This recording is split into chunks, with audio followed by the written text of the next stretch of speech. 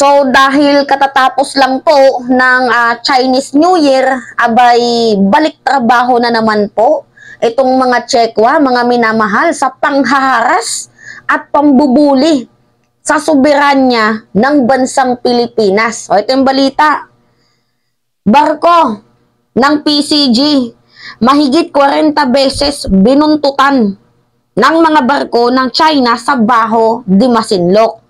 Abay talaga nga naman, oo, maisingit ko nga pala itong si si Vice President Sara Duterte. Abay may mensahe na naman po, nagmandarin pa dito sa Chinese New Year. So pero pag usaping West Philippine Sea, tahimik.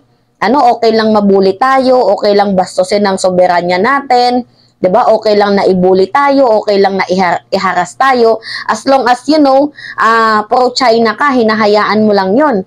Abay, VP naman kahit papaano, konting pagmamahal naman, konting pagki-care naman sa ating bayan. 'Di ba? Pro-China ka na nga, pinapakita mo pa. Talagang hindi mo talaga tinatago ang pagiging maka-China mo. Ay, laging may mensahe, guys.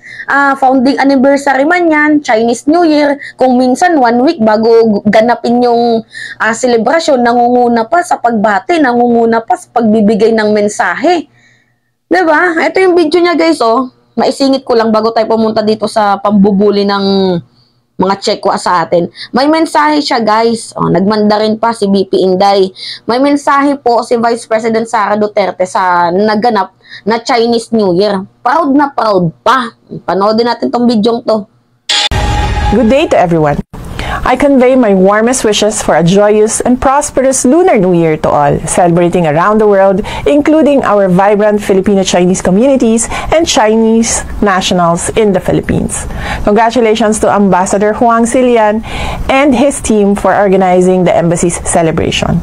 May the Year of the Dragon, marked by its powerful symbol of strength and renewal, bring us all good health, success, and renewed hope. As we embark on this new cycle, let us seize the opportunity to strengthen our bonds, promote understanding, and work together towards a harmonious future for all. Mabuhay! Xinyan Kuaila! Nongli, Xinyan Kuaila! Monggi ako. Sino yun yung ambassador? Si Wang Shangshengshi? Diba? Yung taong yun naalala ko yung pangalan nun. Naalala ko yung taong yun. Parang gusto na nga yung i-declare ng mamamayang Pilipino na persona non grata kasi ayaw na po, sinusuka na nga. Itong si Wang Chilian ba yun, yung tinutukoy ni BP Inday? Tapos proud na proud ka pa na banggitin yan? Nakakaloka ka, nagmandarin ka pa. Ano ulit yung sabi niya? Yung mandarin niya? Mabuhay! Xinyan Kuaila! Nongli, Xinyan Kuaila! Monghi? Ulit? Mabuhay! Xinyan Kuaila! Nongli, Xinyan Kuaila! Mabuhay! Monghi, Xinyan Kuaila. Ano kayang meaning nun? May BP talaga tayong alams na. Ay, grabe. Now, anyway, yun na nga. May message po si Vice President Sara Duterte sa naganap na celebration ng Chinese New Year. Wala namang masama, guys, kung magkaroon siya ng message kasi tradisyon na yan. Hindi na natin i-relate dyan na ang kanyang pagiging maka-pro-China. Huwag na natin i-relate. Pero, sa usaping West Philippine Sea, kahit pa paano magsalita ka naman. Nakakapagtaka, founding anniversary, 1 week pa lang, 1 week bago mangyari yung eksena ng ganap, may message ka. Tapos, every event, nagpapadala ka ng mensahe, tapos dito sa West Philippine Sea, tahimik ka. Pipi naman. Kunting naman, kahit pa paano, kunting care naman sa ating bayan. 'Di ba? Usaping ICC, soberanya din yan, nakikialam ka. Usaping West Philippine Sea, tahimik ka. Ay, baka Vice President natin yan.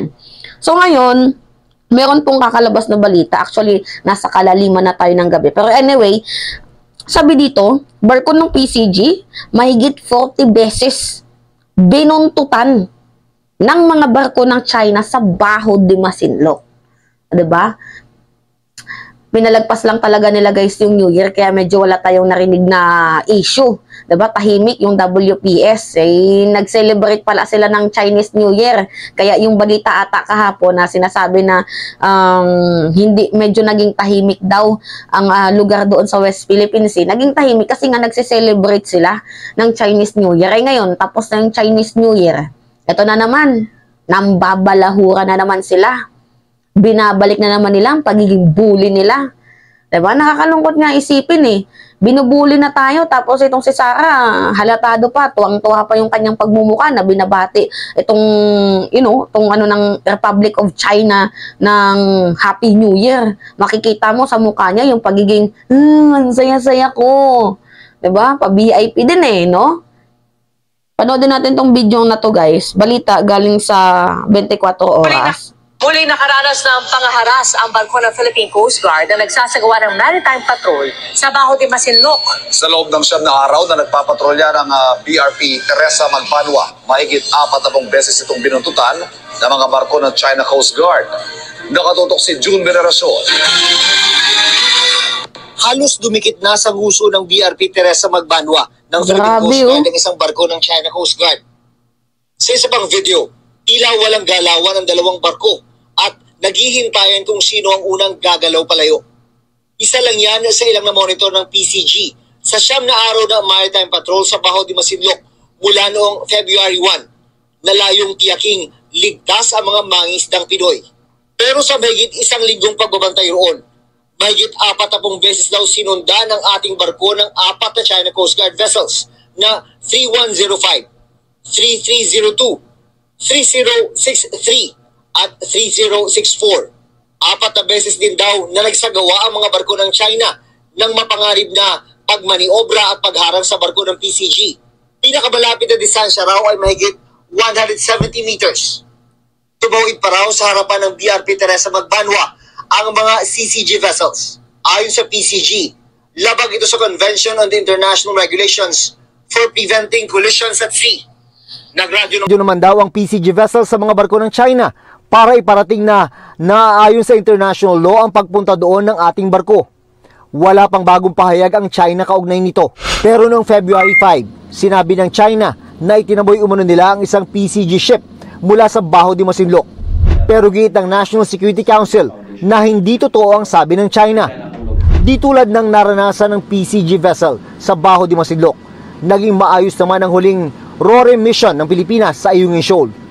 Bagamat may presensya rin ng mga barko ng China Coast Guard at Maritime Militia, wala namang dangerous maneuver na naganap. At sa halip, tila ineskortan pa raw sila. Actually, malapit yung isang Coast Guard at isang Maritime Militia. Natunayan nga, nung palapit na yung ating resupply vessel, nagbaba sila ng 2 rigid hull inflatable boats. Okay. Na sumabay sa ating, hinatid nila sa loob. Tingin ng Philippine Navy, ang galaw na ito, naka-synchronize ito sa kanilang press statement pagkatapos. At sasabihin nila, pinayagan tayo at inescortan tayo. Pero hindi pa rin daw dapat mag-relax ang Pilipinas kahit daw nagbago ang aksyon ng mga barko ng China. Nagbago sila nung huling RORE mission natin. Pero wala natin kaligtaan yung kanilang karakter, yung kanilang long-term na plano ay talagang sasakupin ang buong South China Sea na kung saan parte lamang ang West Philippine Sea. Wala pa ring pahayag ang China tungkol dito. Para sa GMA Integrated News, June Veneracion, nakatutok, 24 oras. Ayan, diba? Kita nyo naman, sinungaling pa rin up to this moment itong itong mga Chinese na to. Imagine, sinabi din sa balita na ang ginawa lang nila is yung standby lang, no?